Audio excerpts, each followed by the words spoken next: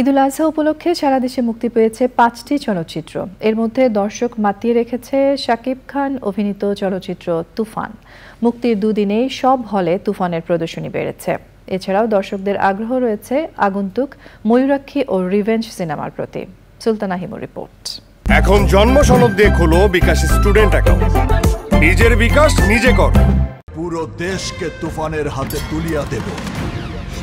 ঈদ উৎসবে আবারও দর্শক মাতিয়ে রাখলেন শাকিব খান। মুক্তি পেয়েছে বহুল প্রতীক্ষিত চলচ্চিত্র তুফান, যেখানে একজন গ্যাংস্টারের চরিত্রে অভিনয় করেছেন ঢাকাই সিনেমার এই শীর্ষ নায়ক।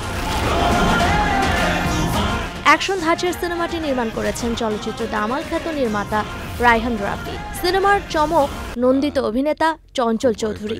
সব মিলিয়ে পয়সা উসুল সিনেমা হিসেবে তুফানকে এগিয়ে রাখছেন দর্শকরা।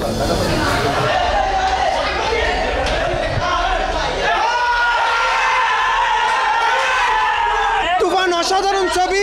শাকিব খানের যে অভিনয় স্কিল খুবই ভালো, খুবই ভালো। অসাধারণ, আমাদের দেশের ছবির তুলনায় অসাধারণ হয়েছে। 10-এ 10, 10-এ 10। শাকিব খান মেগা স্টার, তুফান 2 অনেক জোস, অনেক জোস।